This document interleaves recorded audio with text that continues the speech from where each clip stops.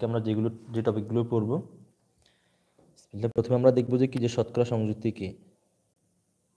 শতকরা সংযুতি যদিও কালকে আমরা দেখছিলাম।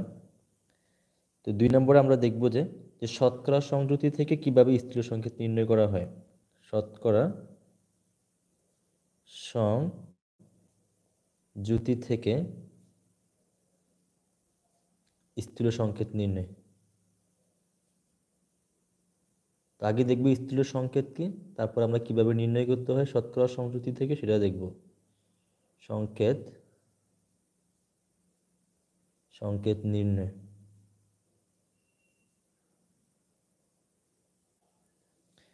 তারপর দেখব যে শতকরা সংযুতি থেকে কিভাবে আমরা আণবিক সংকেত নির্ণয় করতে পারি। তারপর দেখব আণবিক সংকেত নির্ণয়।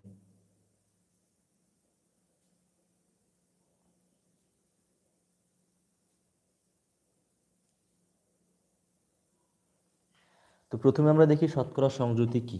শতকরা সংযুতি কি আগে সেটা জেনে নেই, তারপর কিভাবে নির্ণয় করতে হয় সেটা আমরা দেখব।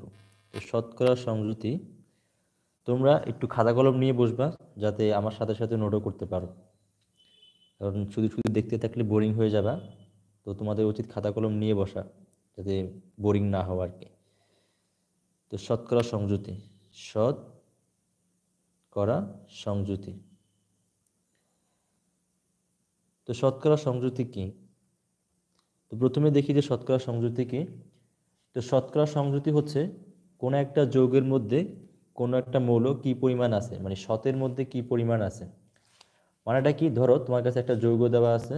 তো যৌগটা মনে করো তোমার কাছে একটা যৌগ দেওয়া আছে HCl। এখন বলা হলো HCl এর মধ্যে ক্লোরিনের শতকরা সংযুতি কি। এখন যার শতকরা সংযুতি আমরা বের করব, আমরা দেখব ওই মৌলটা ওই যৌগটার মধ্যে শতে কি পরিমাণ আছে। অর্থাৎ যদি আমরা এখানে 100 গ্রাম HCl নেই, তাহলে 100 গ্রাম HCl এর মধ্যে আমার ক্লোরিন যেই পরিমাণ থাকবে সেটাই হচ্ছে ক্লোরিনের শতকরা সংযুতি HCl এর মধ্যে। তাহলে শতকরা সংযুতি কি? তো শতকরা সংযুতি হচ্ছে কোনো যৌগের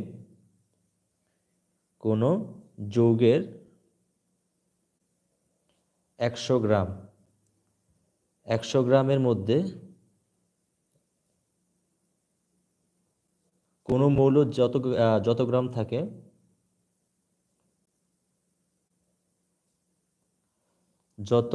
থাকে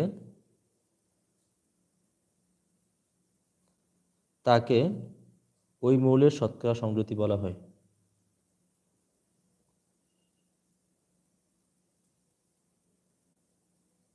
শতকরা সংযুতি। তো আবার একটু ভালো করে দেখে নিই যে শতকরা সংযুতি কাকে বলে।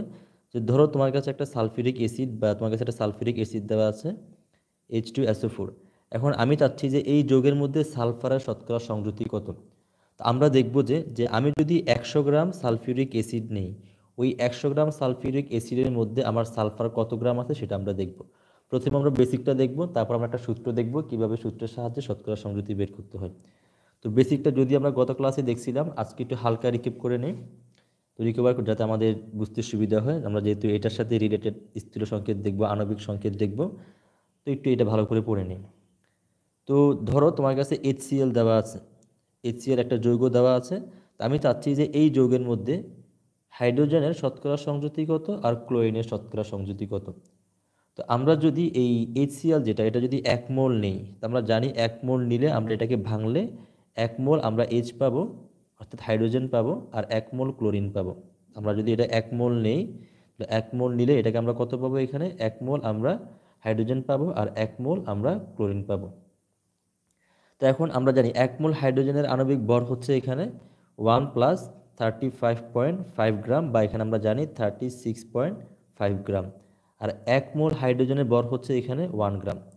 আর 1 মোল ক্লোরিনের ভর হচ্ছে 35.5 গ্রাম।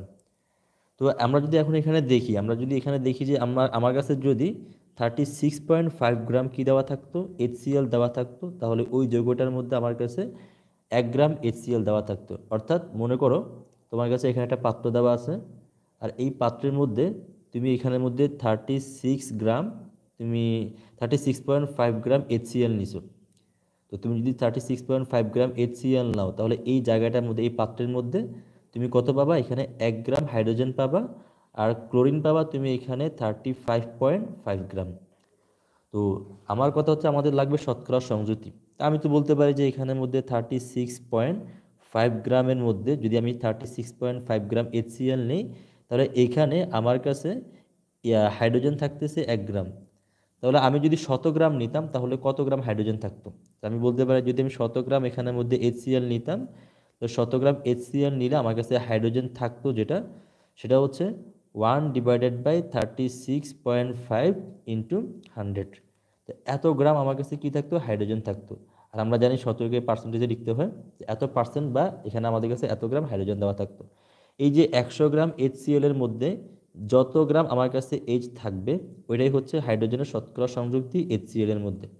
এখন যদি জিজ্ঞেস করা হয় ক্লোরিনের শতকরা সংযুক্তি কত, তো আমরা দেখলাম যে এখানে যে 36.5 গ্রামের মধ্যে ক্লোরিন থাকে 35.5 গ্রাম। আমরা বলতে পারি এখানে যে 36.5 গ্রাম যদি আমি HCl নেই, তাহলে আমার কাছে ক্লোরিন থাকবে এখানে 35.5 গ্রাম আমার কাছে ক্লোরিন থাকবে। তো আমার কথা হচ্ছে যে কি, যদি 36.5 গ্রামের মধ্যে ক্লোরিন থাকে, HCl এর মধ্যে যদি ক্লোরিন থাকে 35.5 গ্রাম, তাহলে 100 গ্রাম আমি যদি HCl নেই, তাহলে 100 গ্রাম HCl এর মধ্যে আমার কাছে কি পরিমাণ ক্লোরিন থাকবে সেটা বের করতে হবে। আর 100 গ্রাম HCl এর মধ্যে যেই পরিমাণ ক্লোরিন থাকবে সেটাই হচ্ছে আমার শতকরা সংযুতি। তাহলে আমরা বলতে পারি যে এখানে আমার 36.5 গ্রাম HCl এ ক্লোরিন থাকে আমার কাছে 35.5 গ্রাম Cl থাকে। তো 1 গ্রামের মধ্যে থাকবে এখানে কত? 1 গ্রাম আমি যদি HCl নেই, তাহলে 1 গ্রাম HCl এর মধ্যে আমার কাছে ক্লোরিন থাকবে 35.5 ডিভাইডেড বাই 36.5 এত গ্রাম ক্লোরিন। তো সুতরাং 100 গ্রামে কি পরিমাণ থাকবে? তো এখানে 100 গ্রামে থাকবে। তো সুতরাং 100 গ্রাম আমি যদি HCl নেই, তো 100 গ্রাম HCl এর মধ্যে আমার ক্লোরিন থাকবে এখানে 35.5 ডিভাইডেড বাই 36.5 ইন্টু 100 গ্রাম। এত গ্রাম আমার কাছে কি দেওয়া থাকবে? Cl দেওয়া থাকবে। এই যে 100 গ্রাম HCl এর মধ্যে যত গ্রাম Cl দেওয়া থাকবে সেটাই হচ্ছে ক্লোরিনের শতকরা সংযুতি HCl এর ভিতরে। তাহলে HCl এর মধ্যে ক্লোরিনের শতকরা সংযুতি হচ্ছে এটা, আর শতকরাকে আমরা পার্সেন্টেজে লিখি। অতএব ক্লোরিনের শতকরা সংযুতি, ক্লোরিন এর শতকরা শতকরা সংযুতি, তো ক্লোরিনের শতকরা সংযুতি হবে এখানে, তোমরা যদি এটা ক্যালকুলেট করো 35.5 ডিভাইডেড বাই 36.5 ইন্টু 100, এটা তোমরা পাবা এখানে নিয়ারলি, তোমরা একটু ক্যালকুলেট করে দেখো কত গ্রাম আসে।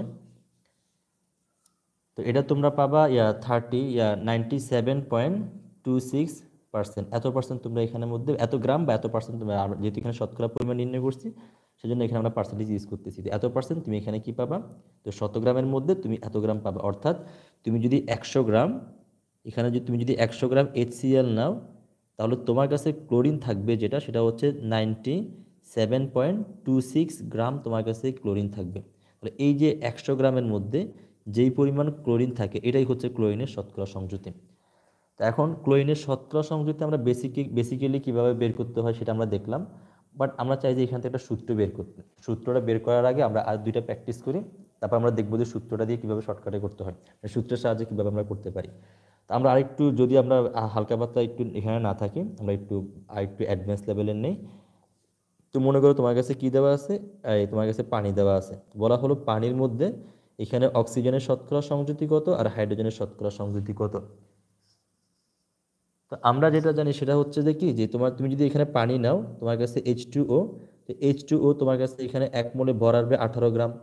আর তার মধ্যে তুমি যদি হাইড্রোজেনটা দেখো, তো এখানে অক্সিজেনটা, তো অক্সিজেন হবে এখানে কত গ্রাম? অক্সিজেন হবে এখানে 16 গ্রাম। আর তোমার কাছে এখানে হাইড্রোজেন হবে 2 গ্রাম। কারণ তুমি যদি এখানের মধ্যে এই যে পানিটাকে তুমি যদি ভাঙো, H2O কে তুমি যদি ভাঙো, তুমি যেটা পাবা সেটা হচ্ছে তুমি 2টা H পাবা। যদি একটাকে ভাঙো তুমি 2টা H পাবা, আর একটা তুমি অক্সিজেন পাবা। এখন তুমি যদি 1 মোল নাও তাহলে তুমি 2 মোল H পাবা আর 1 মোল অক্সিজেন পাবা। তুমি যদি 1 মোল পানি নাও তাহলে 1 মোল পানির ভর হবে এখানে 18 গ্রাম। আর 1 মোল হাইড্রোজেনের ভর আমরা জানি 1 গ্রাম, তাহলে 2 মোল হাইড্রোজেনের ভর হবে এখানে 2 গ্রাম। আর এখানে 1 মোল অক্সিজেনের ভর আমরা জানি এটা হচ্ছে 16 গ্রাম। তো আমরা দেখতেছি যে এখানে 18 গ্রাম পানির মধ্যে আমার কাছে হাইড্রোজেন থাকতেছে 2 গ্রাম আর অক্সিজেন থাকতেছে 16 গ্রাম। তো আমার কথা হচ্ছে আমার থেকে লাগবে এটা শতকরা সংযুতি। অর্থাৎ আমি যদি এখানে 100 গ্রাম নেই, যদি আমি 100 গ্রাম পানি নেই, তাহলে 100 গ্রাম পানির মধ্যে কি পরিমাণ হাইড্রোজেন থাকবে আর কি পরিমাণ অক্সিজেন থাকবে সেটা আমার কাছে বের করা লাগবে। তো আমরা বের করি এখানের মধ্যে যে আমি 100 গ্রাম সরি এখানে 18 গ্রাম H2O এর মধ্যে 18 গ্রাম H2O এর মধ্যে আমার পানি হাইড্রোজেন থাকতেছে 2 গ্রাম। 2 গ্রাম আমার কাছে হাইড্রোজেন থাকে। তো সুতরাং আমি যদি এখানের মধ্যে 1 গ্রাম পানি নেই, তাহলে 1 গ্রাম পানির মধ্যে আমার হাইড্রোজেন থাকবে 2/18 এত গ্রাম। তো আমার থেকে লাগবে 100 গ্রাম। তো সুতরাং 100 গ্রাম যদি আমি পানি নেই, আমি যদি 100 গ্রাম এখানের মধ্যে H2O নেই, তাহলে আমার কাছে হাইড্রোজেন থাকবে 2/18 ইন্টু 100 এত গ্রাম আমার কাছে কি থাকবে হাইড্রোজেন থাকবে। তো এই যে 100 গ্রাম পানির মধ্যে যেই পরিমাণ হাইড্রোজেন থাকে সেটাই হচ্ছে আমার কাছে শতকরা সংযুতি। তাহলে এখানে শতকরা সংযুতি আমাদের কাছে যেটা আসবে তোমরা এটা ক্যালকুলেট করলে যেটা পাবা, তো এখানে হাইড্রোজেনের শতকরা সংযুতি, হাইড্রোজেন এর শতকরা সংযুতি, তো এটা মান তোমরা পাবা যেটা সেটা হচ্ছে তোমার কাছে এখানে হাইড্রোজেনের শতকরা সংযুতি তোমরা একটু ক্যালকুলেটরে বের করে দেখো কত আসে। এখানে মনে হয় আমাদের কাছে মনে হচ্ছে যে 11.11 এত গ্রাম আসবে। তো হাইড্রোজেন হচ্ছে এখানের মধ্যে এত গ্রাম। তাহলে অক্সিজেন কত গ্রাম হবে? তো অক্সিজেনটা আমরা কিভাবে বের করবো? এখানে আমরা এখানে দেখতে পাচ্ছি যে কি যে যদি আমার কাছে 18 গ্রাম পানি নেই, তার মধ্যে 16 গ্রাম অক্সিজেন থাকতেছে, তাহলে আমার কাছে 100 গ্রাম পানি নিলে কি পরিমাণ থাকবে? তাহলে আমি বলতে পারি এখানের মধ্যে যে 16 গ্রাম যদি আমি এখানের মধ্যে 18 গ্রাম যদি আমি পানি নিতাম, আমার কাছে যদি 18 গ্রাম H2O দেওয়া থাকতো, তাহলে আমার কাছে 16 গ্রাম অক্সিজেন থাকতো। তো সুতরাং আমি যদি এখানে 100 গ্রাম নিতাম, তাহলে 100 গ্রাম নিলে আমার কাছে এখানে অক্সিজেন থাকবে কত? এখানে 16/18 ইন্টু এখানে 100। তো এত গ্রাম আমার কাছে অক্সিজেন থাকবে। তাহলে এই যে 100 গ্রাম পানির মধ্যে 100 গ্রাম H2O এর মধ্যে যেই পরিমাণ অক্সিজেন থাকবে সেটাই হচ্ছে আমার কাছে অক্সিজেনের শতকরা সংযুক্তি পানির মধ্যে। তো পানির মধ্যে অক্সিজেনের শতকরা সংযুক্তি হচ্ছে এই পরিমাণ। আর তোমরা শতকরা সংযুক্তি যেটা পাবা, তো অক্সিজেনের শতকরা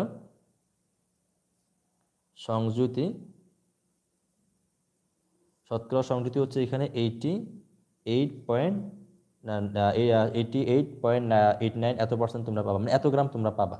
তো যেহেতু এখানে শতকরা পরিমাণ সেজন্য আমরা পার্সেন্টেজে লিখবো, এত গ্রাম না লিখে আমরা বলবো এত পার্সেন্ট তুমি পাবা। অর্থাৎ তুমি যদি 100 গ্রাম পানি নাও, তাহলে তোমার কাছে এত গ্রাম তোমার কাছে এখানে কি থাকবে? অক্সিজেন থাকবে। আর এটাই হচ্ছে অক্সিজেনের শতকরা সংযুতি। তো আমরা এখন দেখি যে সূত্রের সাহায্যে কিভাবে করা যায়। তো যদি তুমি যদি একটু এখানে দেখো যে এই ফর্মুলাটা তুমি যদি একটু দেখো এখানে কাজটা কি হয়েছে, এই জায়গার মধ্যে যেটা হয়েছে তোমার কাছে এই জায়গাটার মধ্যে এই যে এখানে তোমার কাছে যে কাজটা হচ্ছে সেটা হচ্ছে তোমার কাছে এখানে দেওয়া ছিল 2 আর নিচে দেওয়া ছিল তোমার কাছে 80 গ্রাম ইন্টু তোমার কাছে এখানে 100। তো এখন এই যে 2 যেটা 2কে আমরা কি লিখতে পারি এখানে? আর এটা তো আমার কাছে হাইড্রোজেনের জন্য ছিল, তো 2কে আমরা লিখতে পারি না এখানে 2 ইন্টু 1/18 ইন্টু 100। এখানে একটা জিনিস দেখো তোমরা যে এখানে তোমার কাছে এই যে 2 যেটা দেওয়া আছে 2 হচ্ছে কয়টা পরমাণু ছিল এখানে। যেমন এখানে দেখো আমার পানির মধ্যে হাইড্রোজেন ছিল এখানের মধ্যে 2টা, এখানে সেজন্য 2 আসছে, অর্থাৎ পরমাণু কয়টা। আর এখানে আমরা যেই পরমাণু শতকরা সংযুতি বের করতে চাচ্ছি ওই পরমাণুর পারমাণবিক ভর, তাহলে পারমাণবিক ভর এখানে হাইড্রোজেনের পারমাণবিক ভর হচ্ছে এখানের মধ্যে 1, এটা হচ্ছে হাইড্রোজেনের পারমাণবিক ভর। আর নিচে হচ্ছে যেই যৌগের মধ্যে শতকরা সংযুতি বের করতে চাচ্ছি, যেমন এখানে আমরা কি করতে চাচ্ছি পানির মধ্যে হাইড্রোজেনের শতকরা সংযুতি বের করতে চাচ্ছি, তাহলে নিচে কি করব যার মধ্যে শতকরা সংযুতি বের করতে চাচ্ছি তার আণবিক ভরটা নিব এখানের মধ্যে আর ইনটু করে দিব 100, কারণ যেহেতু আমরা শতে পরিমাণ চাচ্ছি সেজন্য। তাহলে সূত্রটা আমরা কিভাবে লিখতে পারি? এখানে আমরা এখানে লিখব কয়টা পরমাণু আছে সেটা, আর এখানে লিখব যেই পরমাণু আমরা কি যাচ্ছি আমি শতকরা সংযুতি চাচ্ছি তার পারমাণবিক ভর, আর নিচে লিখব যেই যৌগের মধ্যে চাচ্ছি সেই যৌগের আণবিক ভর আর ইনটু 100%। তাহলে শতকরা সংযুতির সূত্রটা আমরা কি লিখতে পারি? তাহলে শতকরা সংযুতি সমান লিখতে পারি শতকরা সংযুতি সংযুতি সমান আমরা যে সূত্র লিখতে পারি সেটা হচ্ছে যে কি, যে এখানে প্রথমে লিখব পরমাণুর সংখ্যা, পরমাণুর সংখ্যা মানে যার শতকরা সংযুতি বের করতে চাচ্ছি তার সংখ্যা এখানে কয়টা, ইন্টু মৌল যেই মৌলের শতকরা সংযুতি বের করতে চাচ্ছি সেই মৌলের পারমাণবিক ভর। তো মৌলের পারমাণবিক ভর, পারমাণবিক ভর। আর নিচে কি করব, যেই যৌগের মধ্যে শতকরা সংযুতি বের করতে চাচ্ছি সেই যৌগটার আণবিক ভর, যৌগের আণবিক ভর,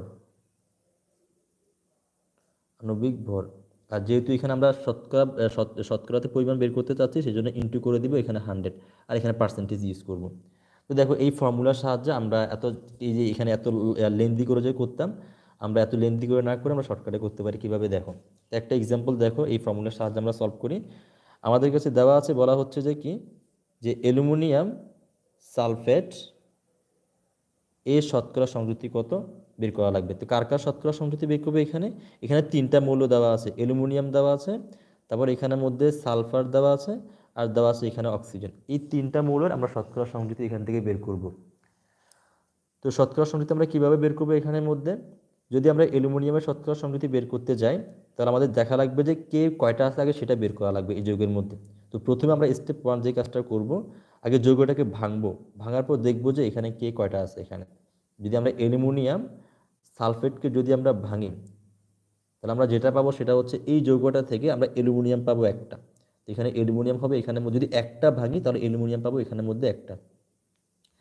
আর যদি আমরা এখানে ভাঙি যে পুরো যৌগটাকে তাহলে সালফার পাবো এখানের মধ্যে কয়টা, সালফার পাবো এখানের মধ্যে তিনটা। এই যে এখানে তুমি দেখতে পাচ্ছ যে এখানের মধ্যে কি দেওয়া আছে, ডান পাশে 3 দেওয়া আছে, তাহলে সালফার পাবো এখানের মধ্যে আমরা তিনটা।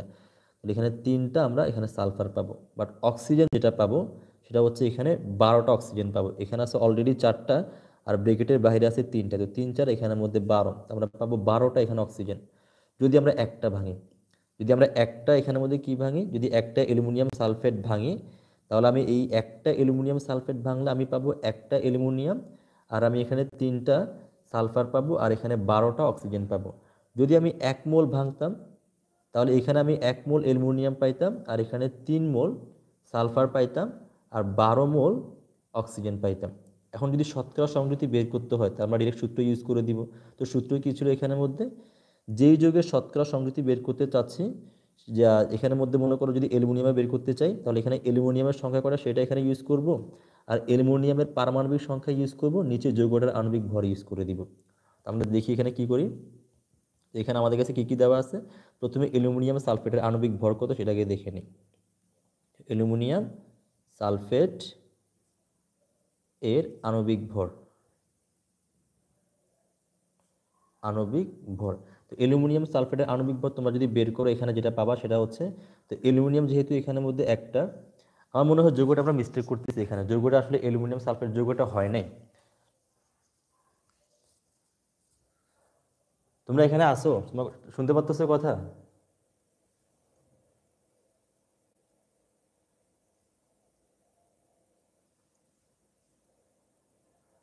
একটু কমেন্ট করো, কমেন্টে একটু রেসপন্স করো, তোমরা এখানে আসো কিনা, আমি বুঝতে পারতেছি না যে তোমরা আসো নাকি নেই। আই অ্যাম ব্যাক, এটা কে, কথা বুঝতেছো তোমরা?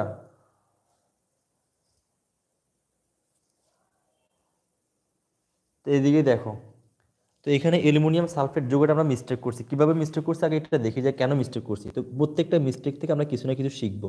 তো এখন দেখি যে এই মিস্টেক থেকে আমরা কি শিখতে পারি। দেখো এখানে অ্যালুমিনিয়াম সালফেট যে যৌগটা আমি লিখছি এই যৌগটা এখানের মধ্যে হয় নাই। কেন হয় না, এদিকে দেখো। আমরা জানি অ্যালুমিনিয়াম 3টা ইলেকট্রন ত্যাগ করে, অ্যালুমিনিয়াম যদি 3টা ইলেকট্রন ত্যাগ করে তাহলে এখানে হবে 3+।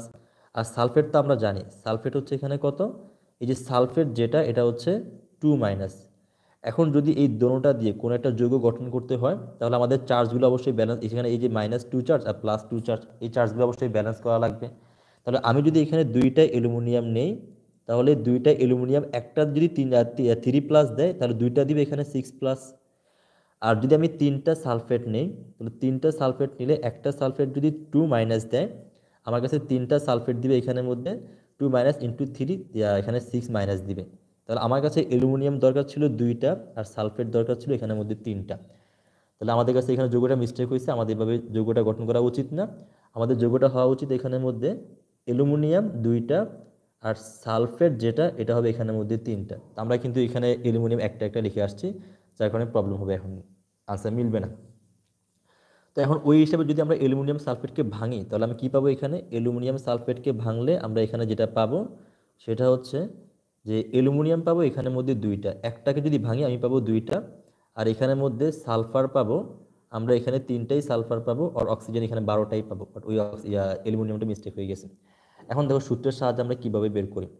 তো যদি আমরা অ্যালুমিনিয়ামের শতকরা সংযুতি বের করতে চাই, অ্যালুমিনিয়াম এর শতকরা সংযুতি,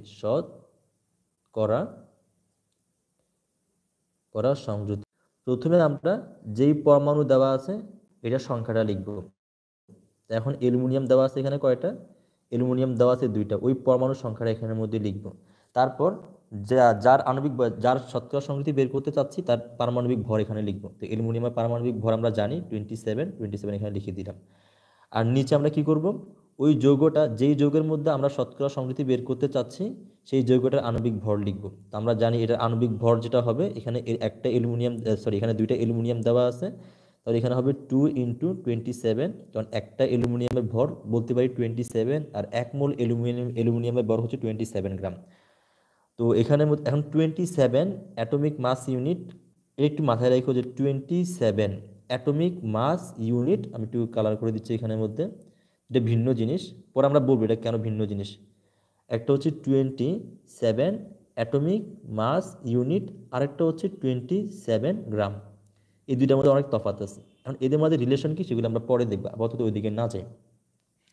বাট এখানে আসি যে এখানে 2টা অ্যালুমিনিয়াম দেওয়া আছে, তো একটা অ্যালুমিনিয়ামের ভর হচ্ছে 27 অ্যাটমিক মাস ইউনিট, বাট 1 মোল অ্যালুমিনিয়ামের ভর হচ্ছে 27 গ্রাম। তাহলে যদি আমরা 1 মোল নেই তাহলে 1 মোলের ভর হচ্ছে 27 গ্রাম, আর যদি আমরা একটা নেই তাহলে একটার ভর হচ্ছে 27 অ্যাটমিক মাস ইউনিট। তো এখানে 27 অ্যাটমিক মাস ইউনিট, যেহেতু আমরা একটা করে হিসাব করতেছি, এখানে যদি মোল হিসাব করতাম আমরা এখানে গ্রাম ইউজ করতাম। যেহেতু আমরা এখানে একটা করে হিসাব করতেছি সেজন্য আমরা এখানে অ্যাটমিক মাস ইউনিট হিসাব করতেছি। এখন অ্যাটমিক মাস ইউনিট কি, গ্রাম কি, সেগুলো আমরা পরে দেখব। দাঁড়াও দেখতেছি কে কে জয়েন হচ্ছে এখানে।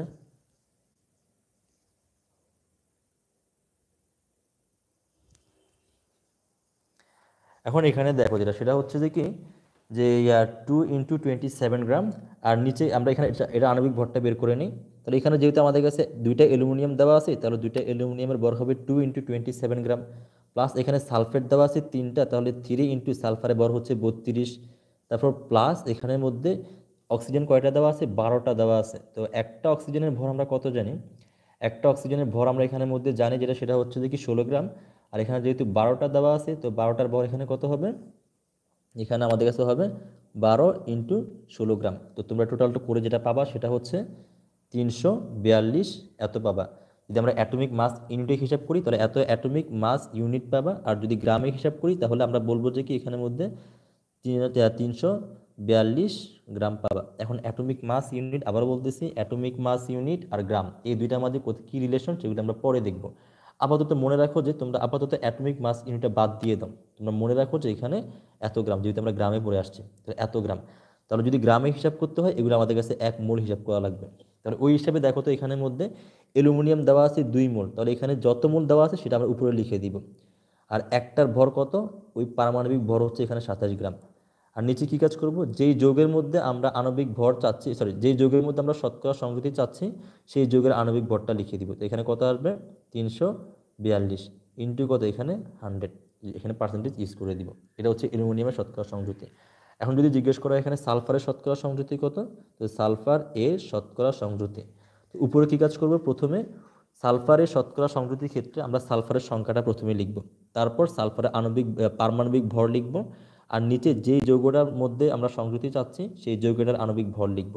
তো চলো প্রথমে আমরা লিখি যে সালফার, আমরা জানি এই যৌগটার মধ্যে সালফার কয়টা, সালফার হচ্ছে এখানের মধ্যে 3টা, তাহলে এখানে 3 ইন্টু একটা সালফারের ভর আমরা জানি 32 গ্রাম, আর ডিভাইডেড বাই আণবিক ভর কত হবে এখানে 342 এত। আর যেহেতু শতকরা সংযুতি সেজন্য এখানে শত ইউজ করে দিব, আর এখানে পার্সেন্টেজ ইউজ করে দিব। তোমরা এটা পরিমাণ যেটা পাবা সেটা হচ্ছে 28.07 গ্রাম। তোমরা সালফারটা দেখলাম, এখন দেখি আমরা কার বাকি রইল অক্সিজেন।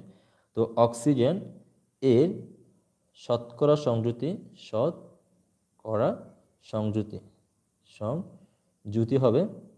তো প্রথমে আমরা যে কাজটা করবো সংযুতি হবে। তো প্রথমে আমরা কি কাজ করব, অক্সিজেন কত পরিমাণ আছে সেই সংখ্যাটা আমরা এখানে লিখে দিব। তারপর অক্সিজেনের পারমাণবিক ভর লিখব, আর নিচে অক্সিজেন যেই যৌগটার মধ্যে আছে, অর্থাৎ যেই যৌগের মধ্যে আমরা অক্সিজেনের আণবিক শতকরা সংযুতি চাচ্ছি তার আণবিক ভরটা নিচে লিখে দিব। তো প্রথমে আমরা লিখি যে অক্সিজেন পরিমাণ কয়টা এখানে। তো আমরা জানি এই যে আমাদের যে অ্যালুমিনিয়াম সালফেট যেটা, এখানে অক্সিজেনের পরিমাণ হচ্ছে 12টা। যদি মোল সংখ্যা হিসাব করি তাহলে 12 মোল, আর যদি আমরা একটা দুইটা করে হিসাব করি তাহলে এখানে হবে 12টা। তো এখানে আমরা মোল, আপাতত মোল সংখ্যা হিসাব করি, যেহেতু আমরা সকল ক্যালকুলেশন মোলে করে আসছি। তাই এখানে হচ্ছে অক্সিজেন কত মোল, 12 মোল। আর 1 মোল অক্সিজেনের ভর এখানে কত গ্রাম জানি আমরা এখানের মধ্যে, 16 গ্রাম জানি। আর ডিভাইডেড বাই কী করবো, আণবিক ভর দ্বারা ভাগ করে দিব।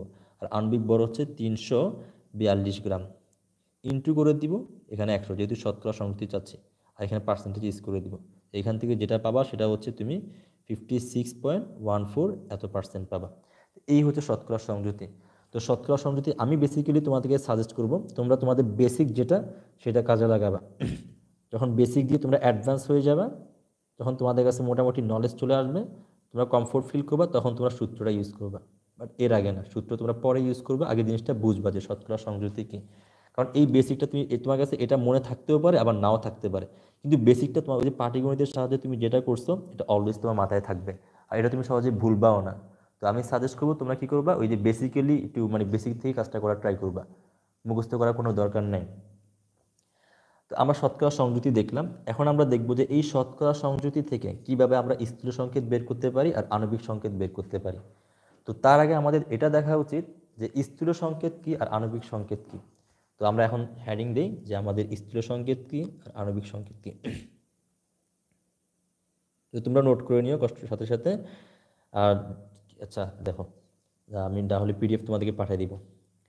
তো আমরা শতকরা সংযুতি থেকে শতকরা সংযুতি, বারবার যুক্তি লিখতেছি, শতকরা সংযুতি থেকে স্থূল সংকেত ও আণবিক সংকেত নির্ণয় ও আণবিক সংকেত নির্ণয়। আগে আমরা এটা জানি যে স্থূল সংকেত কি আর আণবিক সংকেত কি, তারপর আমরা দেখব যে আণবিক সংকেত কিভাবে নির্ণয় করতে হয়, স্থূল সংকেত কিভাবে নির্ণয় করতে হয়। যেমন আমরা দেখছিলাম যে আমাদের কাছে এখানের মধ্যে শতকরা সংযুতি কাকে বলে, তারপর আমরা কিভাবে বের করতে হয় সেটা দেখছিলাম। তো সিমিলারলি এখানে আমরা দেখে নিই যে আসলে স্থূল সংকেতটা কি আর আণবিক সংকেতটা কি। আগে আমরা আণবিক সংকেতটা দেখি। আণবিক সংকেত। তো আণবিক সংকেত কাকে বলে, যেমন তোমরা পানির সংকেত জানো, পানি হচ্ছে তোমার কাছে H2O। তো তোমরা এই জিনিসটা দ্বারা কি বুঝতে পারতেছো যে আসলে পানির মধ্যে তোমার কাছে 2টা হাইড্রোজেন থাকে আর একটা অক্সিজেন থাকে। তোমার কাছে 2টা হাইড্রোজেন আর একটা অক্সিজেন থাকে। আবার তুমি যদি HCl দেখো, তাহলে HCl এর মধ্যে তুমি কি দেখতে পাচ্ছ, এখানের মধ্যে তোমার কাছে একটা হাইড্রোজেন থাকে আর একটা ক্লোরিন থাকে। যদি তুমি সালফিউরিক অ্যাসিড দেখো H2SO4, এটা হচ্ছে সালফিউরিক অ্যাসিডের আণবিক সংকেত। এখান থেকে তুমি কি বুঝতে পারবা যে এখানে কে আছে, হাইড্রোজেন আছে, কে আছে, সালফার আছে, আর এখানে অক্সিজেন আছে। তো এই হাইড্রোজেন যেটা, এটা পরমাণুর সংখ্যা কয়টা এখানে, অবশ্যই 2টা। আর যদি আমরা 1 মোল নিতাম তাহলে এখানে 2 মোল পাইতাম। তাহলে যদি এটা 1 মোল নিতাম, সালফার পাইতাম এখানের মধ্যে 1 মোল, আর অক্সিজেন পাইতাম এখানে 4 মোল। তাহলে আমরা এই যে সংকেত থেকে আমরা কী পাচ্ছি, যে যদি তুমি সালফিউরিক অ্যাসিডের সংকেতটা দেখো, যে সালফিউরিক অ্যাসিডের সংকেত, সালফিউরিক অ্যাসিড, যে সালফিউরিক অ্যাসিডের সংকেত যেটা, এই সংকেতটা তুমি কি জানো, H2SO4। এই সংকেত থেকে তুমি কি পাচ্ছ, 2টা ইনফরমেশন পাচ্ছ, কে আছে সেটা পাচ্ছ, কে আছে। তো এখানে কে আছে তোমার কাছে, কোন কোন মৌল আছে, তো কোন কোন কে আছে বা কোন কোন মৌল আছে, কোন মৌল আছে, তো এখানে কোন কোন মৌল আছে তোমার কাছে, এখানে হাইড্রোজেন আছে, সালফার আছে, আর অক্সিজেন আছে। তাহলে এই সংকেত থেকে তো বর্তমানে আমরা এটা পাচ্ছি যে এখানে আমাদের কাছে কোন কোন মৌল আছে, হাইড্রোজেন আছে, সালফার আছে, আর অক্সিজেন আছে, অর্থাৎ 3টা মৌল আছে। দ্বিতীয়ত আমরা যেটা জানতে পারি, ওরা কত পরিমাণে আছে সেটা আমরা ভালো করে জানতে পারি। যেমন তুমি যদি এখানের মধ্যে দেখো, তোমার কাছে এখানে এই যে এখানের মধ্যে তোমার কাছে এখানে হাইড্রোজেন থাকবে কয়টা, 2টা, আর সালফার থাকবে 1টা, অক্সিজেন থাকবে 4টা। তাহলে তুমি এই সংকেত থেকে কে কে আছে মানে কোন কোন মৌল আছে সেটাও জানতে পারো, আর প্রকৃতপক্ষে কয়টা সংখ্যায় আছে সেটাও তুমি ভালো করে জানতে পারো। তাহলে প্রকৃত সংখ্যা তুমি জানতে পারো। তাহলে মৌলের প্রকৃত সংখ্যা জানা যায়, মৌলের প্রকৃত সংখ্যা, প্রকৃত সংখ্যা। তাহলে একটা আণবিক সংকেত থেকে আমরা কয়টা জিনিস জানতে পারি, 2টা জিনিস জানতে পারি। প্রথমটা হচ্ছে ওই সংকেতের মধ্যে মানে ওই যৌগের মধ্যে কে কে আছে সেটা আমরা ভালো করে জানতে পারি। আর দ্বিতীয়ত হচ্ছে ওই মানে ওই মৌলগুলো কি পরিমাণে আছে সেটা আমরা ভালো করে জানতে পারি। যেমন তুমি যে আমরা অ্যালুমিনিয়াম সালফেট যে একটা যৌগ দেখছিলাম, যে ভুল ভুল করে আসছিলাম H2SO4, তো এই সংকেতটার মধ্যে দেখো এটা তো একটা সংকেত, অ্যালুমিনিয়াম সালফেটের একটা সংকেত। এই সংকেতের মধ্যে তুমি তো কে কে আছে সেটা ভালো মতো বলতে পারো। এখানে কে কে আছে তোমার কাছে, এখানে তোমার কাছে যদি তুমি এখানে দেখতে পাচ্ছ তোমার কাছে অ্যালুমিনিয়াম আছে, আবার তোমার কাছে সালফার আছে, তোমার কাছে অক্সিজেনও আছে। অ্যালুমিনিয়াম কয়টা আছে এখানে, যদি আমরা এটা একটা অণু নিতাম, এই একটা অণুর মধ্যে অ্যালুমিনিয়াম থাকতো 2টা, সালফার থাকতো এখানে 3টা, আর অক্সিজেন থাকতো 12টা। তাহলে এই সংকেত থেকে কে কে আছে সেটাও জানতে পারি, আর কয়টা আছে সেটাও জানতে পারি। তাহলে যে সংকেত থেকে কোন কোন মৌল আছে আর একজ্যাক্টলি কি পরিমাণে আছে সেটা জানতে পারবো, সেই সংকেতটাকে বলা হয় আণবিক সংকেত। তাহলে আণবিক সংকেত কাকে বলে, তাহলে আণবিক সংকেত বলা হয়, আণবিক সংকেত, আণবিক সংকেত। তাহলে আণবিক সংকেত থেকে আমরা কি বলতে পারি, এমন একটা সংকেত যে সংকেত থেকে, যে সংকেত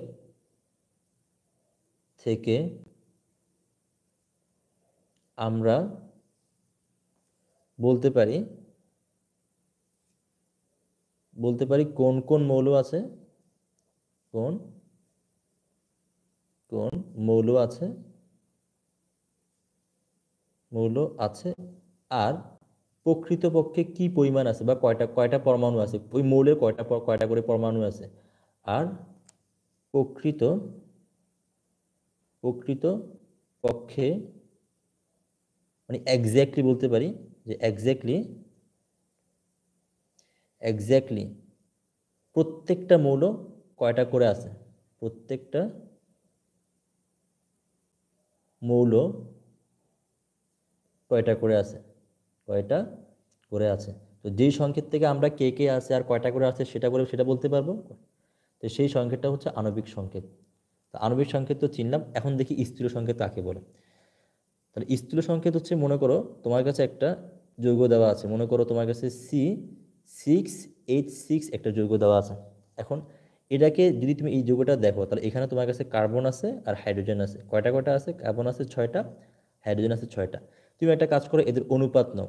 তুমি জানো অনুপাত যদি তুমি এখানে নাও তাহলে এখানে অনুপাত পাবা 1:1 পাবা। এখন আমি চাই যে এটাকে এই কে কে আছে সেটা না লিখে মানে কত অনুপাত আছে সেটা আমি লিখতে চাচ্ছি। আমি বলতে চাচ্ছি যে এখানে এই যে হাইড্রোজেন, কার্বন আর হাইড্রোজেনের অনুপাত হবে এখানের মধ্যে 1:1, অর্থাৎ যেই পরিমাণ কার্বন থাকবে ঠিক সেম পরিমাণ এখানের মধ্যে হাইড্রোজেন থাকবে। আবার আরেকটা যৌগ তুমি এখানে চিন্তা করো, মনে করো ওই যে তোমাদের গ্লুকোজের সংকেত C6, তারপর H12, আর এখানের মধ্যে O6, এটা হচ্ছে আণবিক সংকেত গ্লুকোজের। তাহলে আণবিক সংকেত কেন, কারণ এখানে কে কে আছে সেটাও আমি জানতে পারি, আর এখানে এক্স্যাক্টলি কি পরিমাণে আছে, যেমন এখানের মধ্যে কার্বন আছে তোমার কাছে এখানে 6টা, আর হাইড্রোজেন আছে 12টা, অক্সিজেন আছে 6টা। তাহলে যেহেতু তুমি এই দুটোটাই জানতে পারতেছো, অতএব এই যে সংকেত যেটা এটা হচ্ছে আমাদের কাছে আণবিক সংকেত। এখন একটা কাজ করি আমরা, এই যে এদের পরিমাণটা না নিয়ে আমরা এদের পরিমাণের অনুপাতটা নিই। যেমন তোমার কাছে এখানের মধ্যে কার্বন দেওয়া আছে, হাইড্রোজেন দেওয়া আছে, আর অক্সিজেন দেওয়া আছে। তো কার্বন যেটা, এখানে কার্বনের সংখ্যা হচ্ছে 6, আর হাইড্রোজেনের সংখ্যা হচ্ছে এখানে 12, আর অক্সিজেনের সংখ্যা হচ্ছে এখানের মধ্যে 6। এখন আমরা যদি এদের অনুপাত নেই তাহলে সবগুলোকে 6 দ্বারা ভাগ করা যাবে। তাহলে এখানে থাকবে 1, এখানে থাকবে 2, এখানে থাকবে 1। তাহলে এইখানে তোমার কাছে carbon is to hydrogen is to oxygen এর অনুপাত আসতেছে 1:2:1। অর্থাৎ তোমার কাছে এখানে দেখো যেই পরিমাণ কার্বন থাকবে ঠিক সেম পরিমাণ তোমার কাছে অক্সিজেন থাকবে। আবার তোমার কাছে যেই পরিমাণ কার্বন থাকবে হাইড্রোজেন তার দ্বিগুণ পরিমাণ থাকবে। আবার এখানে যেই পরিমাণ অক্সিজেন থাকবে তাও হাইড্রোজেন তার দ্বিগুণ পরিমাণ থাকবে। তাহলে এখন আমরা এই যৌগটাকে এইভাবে না লিখে আমি একটা কাজ করি, এই যৌগটাকে আমি এভাবে লিখি সি, তোমার কাছে এখানে সি একটা আর হাইড্রোজেন দুইটা আর অক্সিজেন একটা। তাহলে এই যে তোমার কাছে যে সংকেতটা দেওয়া আছে এই সংকেতটা কি মিন করে? এই সংকেতটা মিন করে যে কি, যে আমার কাছে কে কে আছে সেটা মিন করে আর কত অনুপাতে আছে সেটা মিন করে। তাহলে এটা দুটা জিনিস মিন করে, কে কে আছে সেটা তো মিন করে, মানে কোন কোন মৌল আছে সেটা মিন করে, কোন কোন মৌল আছে, মৌল আছে। আবার কত অনুপাতে আছে সেটা মিন করে, এক্স্যাক্টলি কয়টা আছে সেটা তো বলে না, বাট কত অনুপাতে আছে সেটা মিন করে, কত অনুপাতে আছে, অনুপাতে আছে। তাহলে তাহলে এখানে এই যে সংকেত, যেটা এই সংকেতটাই মিন করে কি কি, আমার কাছে এই যৌগটার মধ্যে কে কে আছে, কোন কোন মৌল আছে সেটা মিন করে, আর ওই মৌলগুলো কত অনুপাতে আছে সেটা মিন করে। তাহলে যে সংকেত আমাদের কাছে এই দুইটা ইনফরমেশন দিবে সেটাই হচ্ছে স্থূল সংকেত। অর্থাৎ স্থূল সংকেত হচ্ছে এমন একটা সংকেত যে সংকেত ওই যৌগের মধ্যে কোন কোন মৌল আছে সেই ইনফরমেশন দিবে আর কত অনুপাতে আছে সেই ইনফরমেশনটা দিবে। এই দুইটা ইনফরমেশন যে সংকেত দিবে সেই সংকেতই হচ্ছে স্থূল সংকেত। তাহলে স্থূল সংকেত কাকে বলে? স্থূল সংকেত। তাহলে যে সংকেত 1 নম্বরে সে কি দিবে, কোন কোন মৌল আছে সেই ইনফরমেশন দিবে, কোন কোন মৌল আছে, মৌল আছে তা বলবে বা তা বলে দিবে, বলে দিবে।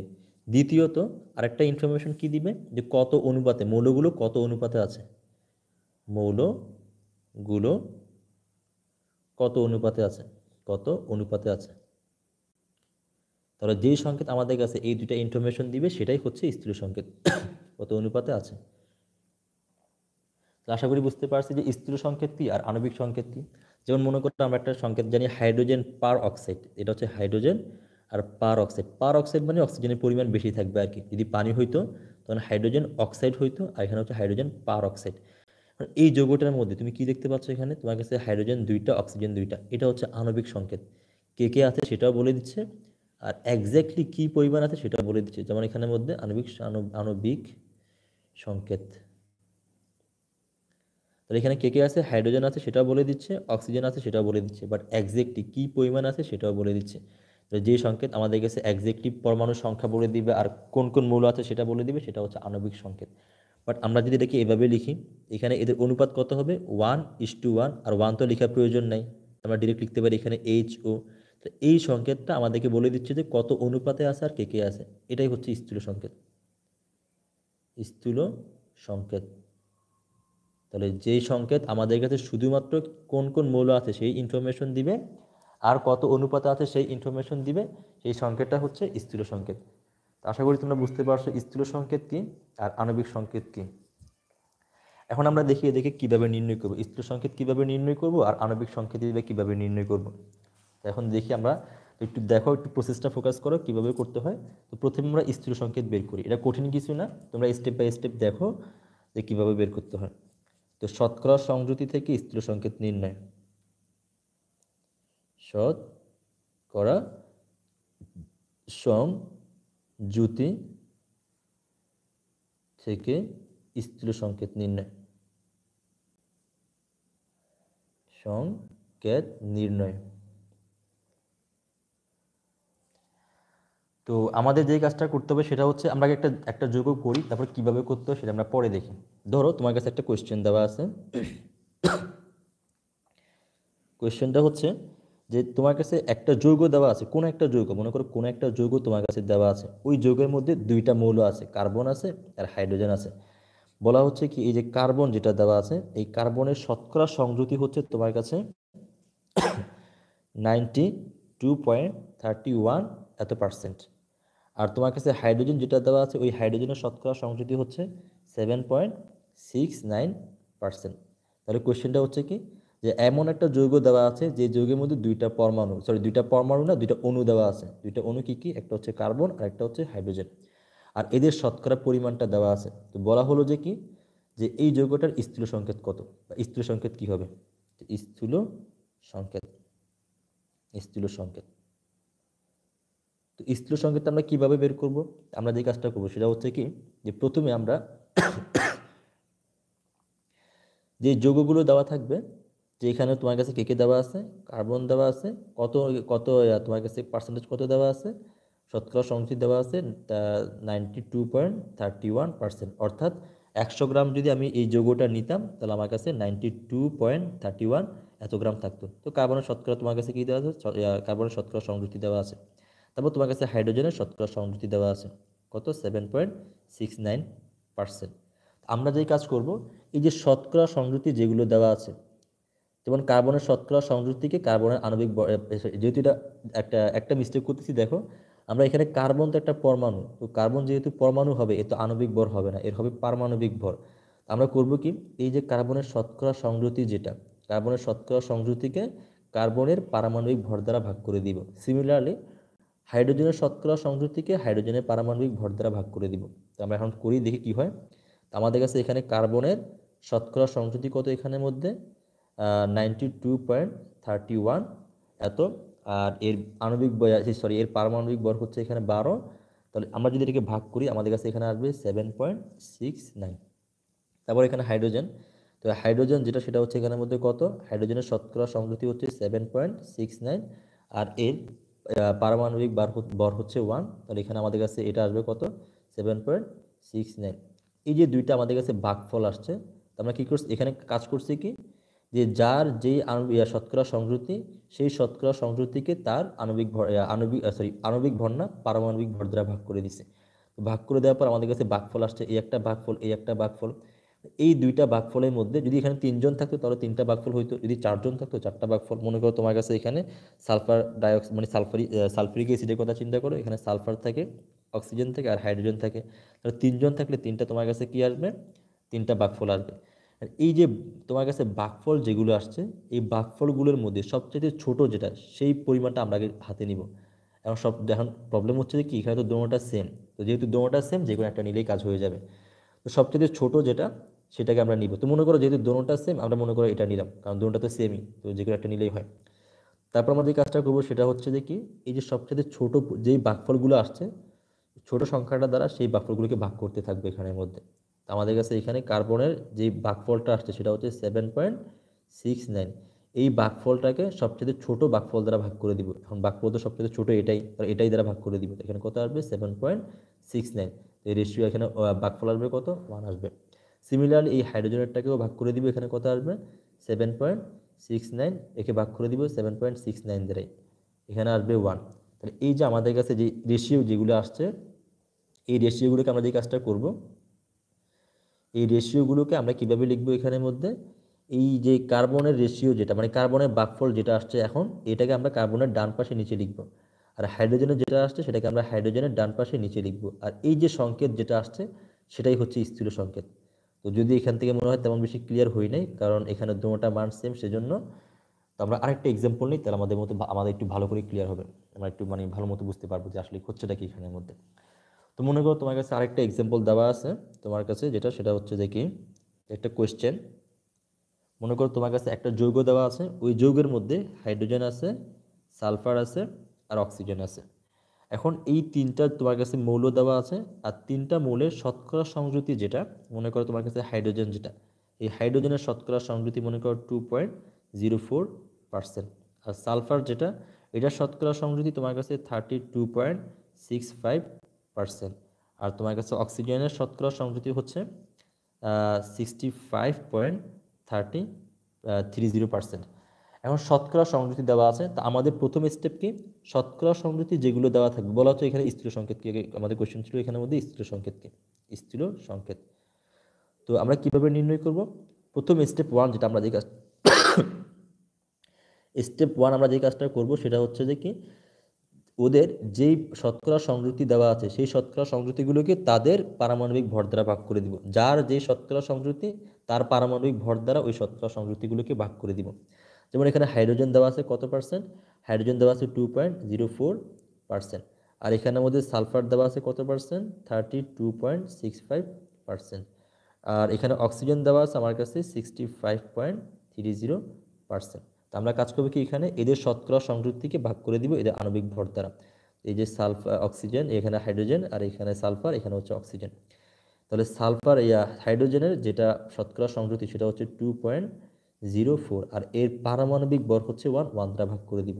ভাগ করে এখানে পার্সেন্টেজ এখানে আর দেওয়ার প্রয়োজন নেই, পার্সেন্টেজ এখানে আর দিব না, এখানে থাকবো, বাট যখন ভাগ করবো তখন পার্সেন্টেজও তুলে দিব আমরা। তো এখানে কত আসবে আমাদের কাছে 2.04। আর সালফারের ক্ষেত্রে যেটা আসবে সেটা হচ্ছে 32.6, এখানে 5, আর ভাগ করে দিব সালফারের পারমাণবিক ভর হচ্ছে এখানে 32, এটা আসবে আমাদের কাছে 1.02 এত। আর যদি আমরা অক্সিজেনের যেই শতকরা সংযুক্তি দেওয়া আছে সেটাকে আমরা যদি কি করে দিই আণবিক ভর দ্বারা এর পারমাণবিক ভর দ্বারা ভাগ করে দিই, আমাদের কাছে এখানে আসবে 4.08। এরপর আমাদের কাছে যে ভাগফল যেগুলো আসছে এই ভাগফলগুলোর মধ্যে সবচেয়ে ছোট যেটা সেটা দ্বারা সকল ভাগফলকে ভাগ করে দিব। এখন সবচেয়ে ছোট এখানের মধ্যে কোনটা? সবচেয়ে ছোট হচ্ছে আমাদের কাছে এটা। এটা দ্বারা এই তিনটা ভাগফলকে আমরা আবার পুনরায় ভাগ করবো আমরা এখানের মধ্যে। এখানে আমরা করবোটা কি এখন? আমরা এখানে যে কাজটা করব সেটা হচ্ছে সকল ভাগফলকে আবার পুনরায় ভাগ করব সবচেয়ে ছোট ভাগফল দ্বারা। তাহলে আমরা একটা কাজ করি এখানের মধ্যে, এই যে আমাদের কাছে কি দেওয়া আমাদের কাছে এখানে কি দেওয়া আছে, এখানে আমাদের কাছে এই হাইড্রোজেনের ক্ষেত্রে কি দেওয়া আছে এখানের মধ্যে যেটা ভাগফল আসছে সেটা হচ্ছে 2.04, এটাকে ভাগ করে দিব সবচেয়ে ছোট ভাগফল দ্বারা। ছোট ভাগফল হচ্ছে এখানে 1.02, এই মানটা আসবে এখানের মধ্যে 2। তারপর তোমার কাছে যে এটাকে যদি এটাকে দ্বারা ভাগ করি তাহলে এটা তো 1ই আসবে না, তো 1.02 ডিভাইডেড বাই 1.02, এখানে 1ই আসবে। আর অক্সিজেনের ক্ষেত্রে এর ভাগফল আসছিল কত? প্রথম ক্ষেত্রে 0.8, আর সবচেয়ে ছোট সংখ্যা দ্বারা যদি ভাগ করে দেই 1.02 দ্বারা, এখানে অ্যান্সারটা আসবে 4। এখন এই যে আমাদের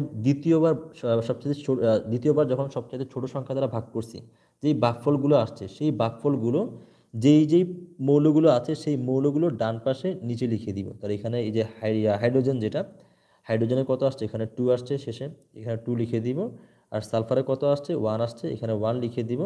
আর অক্সিজেন, যেটা অক্সিজেনের 4 আসছে, এখানে 4 লিখে দিব। আর যদি 1 থাকে এই 1কে লিখতে হয় না, তো আমরা চাইলে এটাকে এভাবে লিখতে পারি H2SO4। এই যে যেই সংকেতটা আসছে এটাই হচ্ছে স্থূল সংকেত। কারণ আণবিক সংকেত যদিও এটা আণবিক সংকেতই সমানই, বাট আণবিক সংকেত আপাতত বলবো না, এটাকে আমরা বলবো স্থূল সংকেত। কেন স্থূল সংকেত? কারণ আমরা এই প্রসেসের মাধ্যমে পাইছি। কিভাবে পাইছি? প্রথমে আমরা কাজ করছি কি, এখানে লিখে নেই আর স্থূল সংকেত। তো প্রথম স্টেপ 1 আমাদের কাছে কি ছিল? স্টেপ 1 ছিল প্রথমে যার যেই সংকেত যে শতকরা সংযুক্তি সেগুলোকে তার পারমাণবিক ভর দ্বারা ভাগ করে দাও। আর স্টেপ 2 এখানের মধ্যে কি? স্টেপ 2 হচ্ছে সবচেয়ে ছোট সংখ্যা সবচেয়ে ছোট সংখ্যা যেটা সেটা দ্বারা সকল ভাগফলগুলোকে তুমি আবার ভাগ করো। ভাগ করার পর তোমাদের কাছে যে রেশিওগুলো আসবে সেগুলোকে তুমি কি কাজ করবা? এদের নিচের দিকে লিখে দিবা। এটা হচ্ছে স্টেপ 3। স্টেপ 3 হচ্ছে আমাদের কাছে দ্বিতীয়বার সবচেয়ে ছোট সংখ্যা দ্বারা ভাগ করার পর যেই ভাগশেষগুলো আসবে, যেই ভাগফলগুলো আসবে সেই ভাগফলগুলো ওই পরমাণুর যে মৌল আছে সেই মৌলগুলোর ডান পাশে নিচে লিখে দিবা। তারপর 4 নম্বর স্টেপ হচ্ছে স্টেপ 4, এটা হচ্ছে 3 নম্বর স্টেপ। তো 4 নম্বর স্টেপ হচ্ছে যদি কোনো পরমাণু বা মৌলের ক্ষেত্রে 1 আসে সেই 1 লেখার কোনো প্রয়োজন নাই, 1 লেখা তারা ছেড়ে দিবা। এখানে 4টা স্টেপ আমরা ফলো করবো। স্টেপ 1 আবার বলতেছি, স্টেপ 1 হচ্ছে আমরা তোমাদের বই এগুলো দেওয়া আছে, স্টেপ 4টা তোমরা ভালো করে একটু পড়ে নিবা। স্টেপ 1 হচ্ছে আমরা যেই শতকরা সংযুক্তিগুলো দেওয়া থাকবে ওই শতকরা সংযুক্তিকে যার শতকরা সংযুক্তি তার পারমাণবিক ভর দ্বারা ভাগ করে দিব। এটা হচ্ছে স্টেপ 1। স্টেপ 2 কি? ভাগ করার পর ভাগফলগুলোর মধ্যে সবচেয়ে ছোট সংখ্যা যেটা ওই ছোট সংখ্যা দ্বারা আবার পুনরায় সকল ভাগফলগুলোকে ভাগ করতে থাকবো। ভাগ করার পর আমাদের কাছে এই ভাগফল আসছে এই। 3 নম্বর স্টেপ হচ্ছে এই ভাগফল যেগুলো দ্বিতীয়বার আসছে সবচেয়ে ছোট সংখ্যা দ্বারা ভাগ করার পর এই ভাগফলগুলো আমরা যে মৌল আছে সেই মৌলগুলোর ডান পাশে নিচে করে এভাবে সাবস্ক্রিপ্ট আকারে লিখে দিব। তারপর 4 নম্বর স্টেপ হচ্ছে যদি 1 আসে সেই 1 লিখে কোনো প্রয়োজন নেই। এই হচ্ছে তোমাদের 4টা স্টেপ। এরপর এইভাবে আমরা যেই সংকেতটা পাবো সেটাই হচ্ছে স্থূল সংকেত। আশা করি তোমরা স্থূল সংকেত বের করতে পারবা। তো লাস্ট আমরা দেখি যে কিভাবে আণবিক সংকেত বের করতে হয়। তো এখন আণবিক সংকেত আমরা কিভাবে বের করব? আর আণবিক সংকেত কি সেটা আমরা জানি, এমন একটা সংকেত যে সংকেত আমাদের কাছে এটা বলে দিবে যে এখানে কে কে আছে, সেটা কোন কোন মৌল আছে সেটাও বলে দিবে, আর এক্স্যাক্টলি কি পরিমাণ আছে, কয়টা করে আছে সেটাও বলে দিবে। আণবিক সংকেত। তো আণবিক সংকেত যদি আমরা এখানে বের করতে যাই তো প্রথমে আমাদের কাছে কি দেওয়া থাকবে? শতকরা সংযুতি। শত মনে করো প্রথমে আমাদের কাছে দেওয়া থাকবে এখানে শতকরা সংযুতি। শতকরা সংযুতি। তো শতকরা সংযুতি থেকে আমরা প্রথমে আমরা কি বের করে নিব? স্থূল সংকেতটা বের করে নিব। স্থূল সংকেত। স্থূল সংকেত বের করার পর তারপর আমরা আণবিক সংকেত বের করব, এর আগে না। আমরা ডিরেক্টলি শতকরা সংকেত থেকে আণবিক সংকেত বের করব না, প্রথমে স্থূল সংকেত বের করব, তারপর আমরা আণবিক সংকেত বের করব। আণবিক, আবার অমানবিক সংকেত না, এটা হচ্ছে আণবিক সংকেত, আমরা আবার অমানবিক সংকেত মনে করি না। এখানের মধ্যে আণবিক সংকেত, সংকেত। এখন মনে করো একটা এক্সাম্পল দেখো, তাহলে আমরা বুঝবো। মনে করো যে কি, যে তোমার কাছে কি দেওয়া আছে, তোমার কাছে এখানে একটা এক্সাম্পল কিভাবে বের করতে সেটা দেখি। একটা এক্সাম্পল মনে করো, তোমার কাছে একটা কোয়েশ্চেন নাম্বার মনে করো 1, এটা 1 দিলাম। তোমার কাছে একটা যৌগ দেওয়া আছে, ওই যৌগের মধ্যে কার্বন আছে আর হাইড্রোজেন আছে, যেখানে কার্বনের পরিমাণ হচ্ছে 92.31%, আর তোমার কাছে হাইড্রোজেনের শতকরা সংযুতি হচ্ছে তোমার কাছে এখানের মধ্যে 7.69%। তো প্রথমে আমাদের কি করতে হবে, আণবিক সংকেত বের করার জন্য স্থূল সংকেত বের করতে হবে। যদিও এটা আমরা স্থূল সংকেত বের করছিলাম, তারপরে দেখো আমরা আরেকবার করে নিই, কোনো সমস্যা নাই। তো আমরা যদি এটা দেখি, এখানে আমাদের স্টেপ ওয়ান হচ্ছে যেই শতকরা সংযুতিগুলো থাকবে, তো যার যার শতকরা সংযুতিকে তাদের পারমাণবিক সংখ্যা দ্বারা ভাগ করে দিব।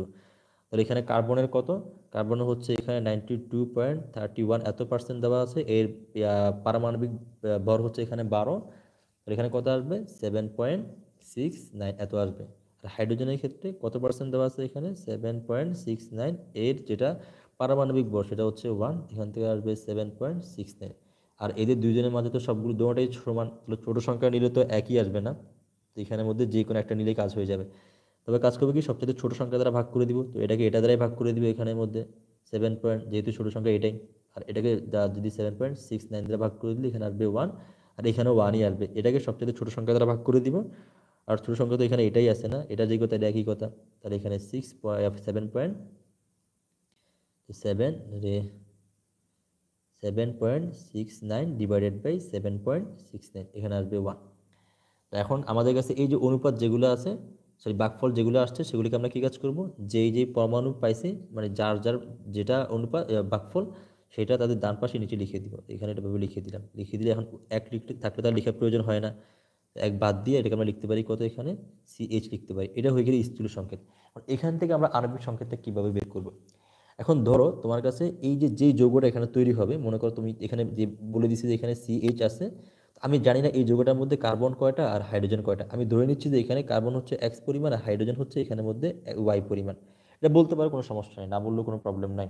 আপাতত এটা বাদিয়ে দিয়ে দিই আমরা, এখানের মধ্যে দরকার নেই, তোমাদের জন্য জটিল হয়ে যাবে। এখানের মধ্যে মনে করো এই যৌগটার আণবিক ভর দেওয়া আছে, আমাদের লাগবে আণবিক সংকেত, বাট দেওয়া আছে আণবিক ভর। আণবিক ভর মনে করো এখানের মধ্যে আণবিক ভর, আণবিক ভর হচ্ছে এখানে 78 গ্রাম। 78 গ্রাম যদি দেওয়া থাকে, তার মানে 1 মোলের দেওয়া আছে, এটা মাথায় রাখবো। আর যদি 78 দেওয়া থাকে শুধুমাত্র, তার মানে বুঝে নিব যে শুধুমাত্র একটা অণু দেওয়া আছে। তা আমরা আপাতত 8 গ্রামই ইউজ করতেছি, আমরা 1 মোল হিসাব করি আপাতত। তো আমরা যে কাজটা করবো সেটা হচ্ছে যে কি, স্থূল সংকেত আমরা একটা ফর্মুলা মনে রাখবো, পরে যদি তোমাদের বুঝে আসে বুঝবা যে এটা কেন হয়েছে, বাট আপাতত আমরা পড়ি না। তো আণবিক সংকেত যেটা হবে, এই আণবিক সংকেত এটা হবে তোমার কাছে n ইন্টু স্থূল সংকেত, n ইন্টু স্থূল সংকেত। এবার n কি, এটা আমরা পরে বের করে নিব। স্থূল সংকেত, তো এখন আমরা যে কাজটা করবো সেটা হচ্ছে যে কি, যে আমরা লিখবো যে এখানের মধ্যে আণবিক ভর স্থূল সংকেতের n গুণ, n ইন্টু স্থূল সংকেত বা স্থূল সংকেতের ভর, স্থূল সংকেতের ভর। তাহলে এখানে আমরা কাজ করছি কি, এখানে আণবিক ভর যেটা বা আণবিক সংকেতের ভর যেটা, বা যৌগের আণবিক ভর যেটা, সেটা কত হবে, স্থূল সংকেতের n গুণ হবে। এটা কেন হবে সেটা আমরা পরে আসতেছি, একটু দাঁড়াও। তাহলে আণবিক ভর স্থূল সংকেতের কত গুণ, n গুণ। তাহলে n যেটা, সেটা কত হবে এখানের মধ্যে তোমার কাছে আণবিক ভর, ওই যে যৌগ আছে সেই যৌগের আণবিক ভর ডিভাইডেড বাই স্থূল সংকেতের ভর, স্থূল সংকেতের ভর। এখন আমাদের যেটা দেওয়া ছিল সেটা হচ্ছে স্থূল সংকেত, যেটা দেওয়া ছিল স্থূল সংকেত। এখন স্থূল সংকেতের ভর বলতে কি বোঝায়, স্থূল সংকেত যেটা দেওয়া ছিল সেটা হচ্ছে CH, আর তোমার কাছে আণবিক ভর যেটা দেওয়া ছিল, তো আণবিক ভর তোমার কাছে এখানের মধ্যে আণবিক বা অমানবিক ভর এখানের মধ্যে তোমার কাছে হচ্ছে যে এখানে 78 গ্রাম। এখন স্থির সংকেতের ভর বলতে বোঝায় যে তোমার কাছে এখানে এই যে স্থির সংকেত যেটা দেওয়া আছে এটার ভর, কারণ এই স্থির সংকেতের মধ্যে কার্বন হচ্ছে একটা আর হাইড্রোজেন হচ্ছে এখানে তোমার কাছে একটা। বাট আমরা তো একটা একটা হিসাব করবো না, আমরা হিসাব করবো এখানে 1 মোল দেওয়া আছে, এখানে 1 মোল দেওয়া আছে। তো এখানে কার্বন দেওয়া আছে 1 মোল, 1 মোল কার্বনের ভর হচ্ছে 12 গ্রাম, আর একটা হাইড্রোজেনের ভর হচ্ছে এখানে 1 গ্রাম। টোটাল আসবে এখানের মধ্যে 13 গ্রাম। 13 গ্রাম হচ্ছে আমার কাছে এখানে স্থির সংকেতের ভর। তাহলে আমরা যদি এখানে ওই যে এই সূত্রটা ইউজ করে দেই, তাহলে এখানে আমরা যেটা পাবো সেটা হচ্ছে n সমান উপরে লিখবো আণবিক ভর হচ্ছে 78 গ্রাম, আর তোমার কাছে স্থির সংকেতের ভর হচ্ছে 13 গ্রাম। এখান থেকে 13 13 গ্রাম। তো এটা সমান তোমাদের কাছে যেটা আসবে সেটা হচ্ছে 6। আসলে 6 মানে কি? 6 মানে হচ্ছে আমরা লিখছিলাম মনে আছে এখানে আণবিক সংকেত সমান তোমার কাছে এখানে আণবিক সংকেত সমান তোমার কাছে এখানে n ইন্টু স্থূল সংকেত, স্থূল সংকেত। এটাকে আমরা এভাবে না লিখে এখন এখন থেকে এটাকে আমরা এভাবে লিখবো। তো স্থূল সংকেত যেটা স্থূল সংকেত সংকেত আর এই এন যেটা সেটা নিয়ে আসবে নিচের মধ্যে এখানে, আর এটা হচ্ছে আমাদের কাছে আণবিক ভর, আণবিক সংকেত, সরি আণবিক ভর না, আণবিক সংকেত। তো স্থূল সংকেত আমরা কি জানতাম এখানে CH জানতাম, আর এন এর মান আমরা 6 পাইছি। তাহলে এখানে এই যে এই এন যেটা সেটা আমরা একেও দিয়ে দিব একেও দিয়ে দিব, অর্থাৎ CHN যেটা এটাকে আমরা একটু দাঁড়াও,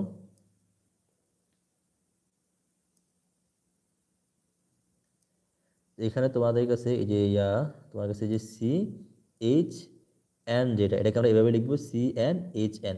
ওই যে এটা আর কি তোমাদের কাছে যদি এমনটা দেওয়া থাকতো আর কি, যদি তোমাদের কাছে এমনটা দেওয়া থাকতো যে মনে করো তোমার কাছে কি দেওয়া আছে, তোমার কাছে এখানে এই যে এইচ আমরা অ্যালুমিনিয়াম যেটা দেখছিলাম অ্যালুমিনিয়াম সালফেটের ক্ষেত্রে অ্যালুমিনিয়াম টু সালফেট যেটা বললাম যে এখানে তিনটা, এই তিনটা মানে কি যে সালফার এখানের মধ্যে তিনটা, আর এই যে অক্সিজেন এই অক্সিজেন O4 এখানের মধ্যে তিনটা, তার মানে O4 যদি তিনটা হয় তো টোটাল অক্সিজেন এখানের মধ্যে কয়টা হয়ে যাবে 12টা হয়ে যাবে, আর সালফার এখানে তিনটা হয়ে যাবে। এখানেও সেম কেস যে এনটা একেও দিয়ে দিবা তোমরা একেও দিয়ে দিবা, এখানে কত হবে তোমাদের কাছে CnHn হয়ে যাবে।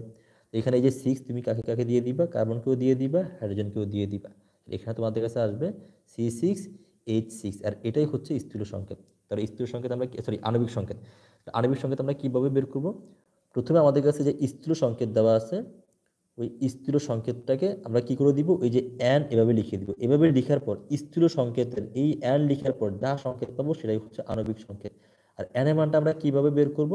অবশ্যই আণবিক সংকেতের আণবিক ভর দেওয়া থাকে, আণবিক হয়ে গেছে আণবিক সংকেত। তো আণবিক সংকেতের ক্ষেত্রে আমাদের কি দেওয়া লাগবে, আণবিক ভরটা দেওয়া লাগবে। যখন আণবিক ভর দেওয়া থাকবে এটা মাথায় রাখবো যে কি যে আস্তে আস্তে বুঝে আসবে এটা কেন হচ্ছে। আণবিক আণবিক সংকেতের সংকেতের ভর ভর সমান তোমার কাছে n গুণ স্থূল সংকেতের ভর। এই সূত্রের সাহায্যে আমরা n এর মানটা বের করে নিব। স্থূল সংকেতের সংকেতের ভর, এখান থেকে আমরা n এর মানটা, তাহলে আণবিক ভরটা আমাদের কাছে কোশ্চেনে দেওয়া থাকবে। তো আণবিক ভর থেকে স্থূল সংকেতের ভর আমরা কিভাবে বের করব, ওই যে স্থূল সংকেত বের করছিলাম সেটা স্থূল সংকেতের ভরটা বের করে নিব। সেখান থেকে আমরা কি কাজ করব, ভাগ করে আমরা n এর মানটা বের করে নিব। যখন n এর মানটা পেয়ে যাব তখন আমরা এইভাবে আমরা কি করে দিব, n এর মানটা এখানে বসাই দিব আর স্থূল সংকেতের সাথে ওই n গুলো গুণ করে দিব, তাহলে আমরা পেয়ে যাব আণবিক ভর। তো এই ছিল আমাদের কাছে মোটামুটি কোয়েশ্চেন। তো তোমরা এগুলো বাসায় প্র্যাকটিস করবা ভালো করে। তোমরা তোমাদের হোমওয়ার্ক যেটা থাকবে আজকে পড়া এতটুকুই। তো তোমাদের হোমওয়ার্ক যেটা থাকবে সেটা হচ্ছে তোমরা এখন মোটামুটি আমাদের পড়া অনেকগুলো শেষ, কিন্তু এখন আমাদের প্র্যাকটিস করা বাকি আছে, রাসায়নিক বিক্রিয়ার উপরে বিভিন্ন ম্যাথ করার বাকি আছে, এছাড়া আর কিছু এখানের মধ্যে বাকি নেই। তো তোমাদের হোমওয়ার্ক কী কী থাকবে আজকে? তোমাদের হোমওয়ার্ক থাকবে শতকরা সংকৃতি যত টাইপের ম্যাথ থাকবে সবগুলো করা, আর স্থূল সংকেতে যতগুলো ম্যাথ থাকবে সবগুলো করা। তারপর তোমার কাছে এখানের মধ্যে তোমার কাছে এখানে এই যে হোমওয়ার্ক তোমাদের দিয়ে দিচ্ছি, এখানে হোমওয়ার্ক যেটা থাকবে সেটা হচ্ছে তোমরা শতকরা সংযুতি টাইপের যতগুলো ম্যাথ দেখবা শতকরা সংযুতি সবগুলো করে ফেলবা, একটাও বাদ রাখবা না, শতকরা সংযুতি। তারপর 2 নম্বরটা হচ্ছে তোমার স্থূল সংকেত টাইপের যতগুলো দেখবা সবগুলো করবা স্থূল সংকেত। তারপর 3 নম্বর হচ্ছে তোমরা আণবিক সংকেত টাইপের পুরোটা করে ফেলবা, একটাও বাদ রাখবা না, পুরো টেস্ট পেপারে যা পাবা সবগুলোই সলভ করে ফেলবা। তো এই দেখবা যে এগুলো সলভ করার পর তোমার মোটামুটি তোমাদের মানে ব্রেন হালকা হয়ে যাবে, ব্রেন মানে তোমাদের শরীর হালকা হয়ে যাবে।